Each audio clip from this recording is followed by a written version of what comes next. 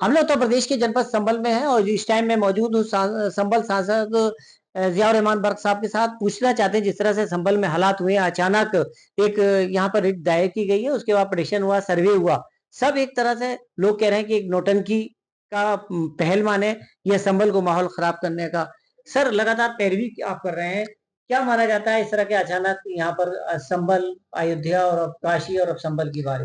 देखिए, ये जिन लोगों ने किया है बहुत गलत है और ये हमारी जामा मस्जिद कोई अभी 10-20 साल से नहीं सैकड़ों साल से हमारी मस्जिद है और इस प्रकार के दूसरे लोग यहाँ पर आकर के माहौल ख़राब करना चाहते हैं और प्लेस ऑफ वर्शिप एक्ट जो 1991 में पार्लियामेंट ने बना दिया कि अगर कोई भी इस मुल्क इस देश के अंदर अगर कोई धार्मिक स्थल है 15 अगस्त 1947 से पहले तो उनको साथ किसी प्रकार का कोई खिलवाड़ नहीं होगा।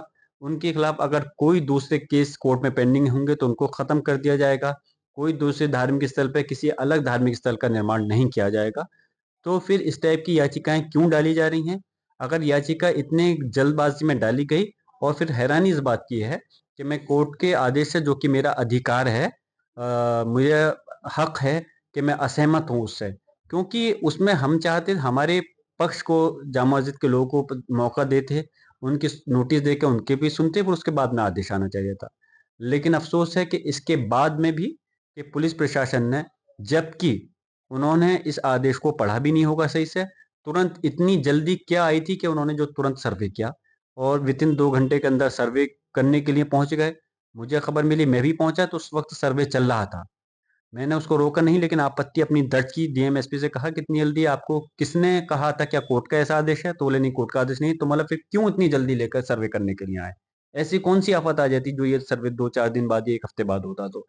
लेकिन वही है कि सही जवाब वो नहीं दे पाए वो और मैं इसकी मुखालफत करता हूँ कि जो कानून और संविधान के साथ में खिलवाड़ कर रहे हैं, जो आपस में धन के नाम पर लड़ाने का काम करते हैं, उन लोगों पर मेरी दरख्वास्त है कि पुलिस प्रशासन और सरकार शिकंजा कसे ऐसे लोगों के खिलाफ, जो कि संविधान को और कानून को सही से मानने के लिए तैयार नहीं है। सर 29 तारीख को जिस तरह अपडेट है, उसकी क्या तैयारी की गई है और हम कमेटी देखिए क्या-क्या कर रही है? पूरी तरह से इंशाल्लाह कमेटी भी है और हम लोग सब मिलके जो ज़िम्मेदार लोग हैं इसको पैरवी करेंगे और कानूनी लड़ाई को कानूनी तौर पे ही लड़ेंगे और उसका जवाब भी देंगे। और इंशाल्लाह मुझे अब गारंटी से कहता हूँ वहाँ पे सुई के बराबर भी कोई चीज़ वहाँ पर नहीं मिल सकती क्योंकि वो पहले से ही धार्मिक स्थल हमारी जामा मस्जिद सैकड़ों साल से बनी हुई है। और दूसरी चीज़ ज़रूरत पड़ेगी मैं कोशिश करूँगा पार्लियामेंट के अंदर तो पार्लियामेंट के अंदर भी इस मसले को उठाऊँगा। सर जिस तरह से पूरा माहौल गर्म हुआ, सर्वे हुआ, उसके बाद आज जुमे की नमाज़ थी। काशी फोर्स और सीसीटीवी कैमरे सब में निगरानी रखी गई। क्या मानते हैं इस चीज़ को सर? किस तरह से आगे? देखिए, मुसलमान वहाँ पे कोई जंग लड़ने नहीं जा रहा था। जैसे हमेशा से नमाज़ पढ़ता है, वैसी नमाज़ पढ़ने गए। हाँ, ये ज़रूर हम कह सकते हैं इस बार तादाद और ज़्यादा गई। उसकी तादाद की ज़्यादा होने की वजह ये भी ये थी क्योंकि हर मुसलमान को अपनी मस्जिद से, अल्लाह के घर से मोहब्बत है और सब फ़िक्रमंद थे और सिर्फ़ उसकी नमाज़ पढ़ने के लिए गए थे और उनको ये था कि हम अपनी मस्जिद जो चीज़ है, उस चीज़ के लिए हम किसी प्रकार से कोई गलत चीज़ नहीं हमें बर्दाश्त होगी। सर क्या अपील करना चाहते हैं जनता से कि सर क्योंकि संभल जाना है कि अति संवेदनशील इलाका माना जाता है। कई बार इस तरह के वो हुए हैं। इससे पहले भी सुना है जामा मस्जिद पर कुछ हमला किया गया था। क्या कंट्रोल करेंगे और क्या मैसेज देखिए देना है ऐसा आपको है जनता को? संभल एक अति संवेदनशील जगह है, जो कि सरकार के उसमें दर्ज रहती है। भले ही दूसरे लोगों ने कई बार प्रयास कर चुके दूसरे पक्ष के लोग यहाँ के माहौल ख़राब करने के लिए, लेकिन हम लोग कतई नहीं चाहते कि यहाँ का माहौल ख़राब हो। ये यहाँ के अवाम जो लोग हैं किसी प्रकार कोई यहाँ पर इस प्रकार की माहौल क्रिएट हो कि जिससे कि नुकसान हो। हम चाहते हैं कि माहौल सुकून के साथ में रहे, लोग मिल-जुल करके रहें और अपने कारोबार को बढ़ाएँ। लेकिन फिर भी मैं ये कहूँगा कि हम कभी भी सब लोगों से एक दरख्वास्त करूँगा, कोई भी मुस्लिम समाज का व्यक्ति किसी प्रकार जज़्बात में आके कोई कदम नहीं उठाए। हम इस जंग को इंशाअल्लाह पूरी तरह से कानूनी रूप से लड़ेंगे और इंशाअल्लाह ताला हमें उम्मीद है कि हम अपनी मस्जिद के ऊपर किसी प्रकार की कोई आँच नहीं आने देंगे। जैसा भी देखा गया है कि उपचुनाव हुआ, लेकिन वो चुनाव के रूप में था। कहीं तमंचे दिखाई दिए तो कहीं वोटिंग नहीं हुई। विरोध लगातार किया गया, उसको आपने भी दर्ज किया। क्या मानते हैं सर कि ये जो जामा मस्जिद का या जैसा हर हर मंदिर का मसला चल रहा है, ये आने वाले 27 की तैयारी तो नहीं है इस तरह की संभल के माहौल को देखते हुए? और उनके पास में है भी क्या तैयारी के लिए?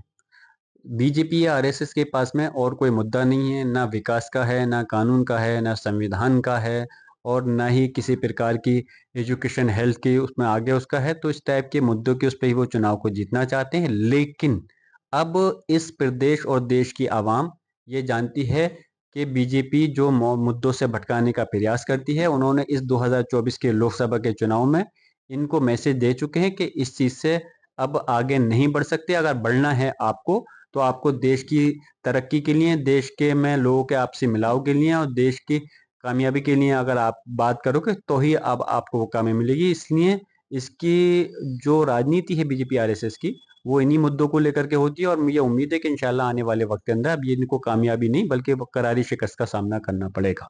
जहाँ एमपी साहब आप खुद विधायक थे, वहाँ उपचुनाव हुआ है, उसके बाद जिस तरह से रिजवान जो भी सपा के प्रत्याशी थे आपके, उन्हें वो दोबारा चुनाव करने की अपील की है और इसे एएमआई के उन्होंने भी की है। तो ऐसे क्या हालात हुए जो दोबारा चुनाव की बात की जा रही है देखिए, इस वक़्त? ऐसा है कि बाई इलेक्शन में तो इन्होंने सरकार का पूरा दुरुपयोग किया। जब इन सरकार के लोगों ने, अधिकारियों ने, मेरा जनरल इलेक्शन 2024 का लोकसभा का था, उसमें ही लोगों के साथ में इतना उत्पीड़न और इतनी ज़्यादा ज़्यादती उनके साथ में की है कि उनको वोट डालने से रोका, मारपीट की, बंद कर दिया। तो ये तो उपचुनाव था, उपचुनाव में तो इन्होंने अति मतलब आखिर कर दिया।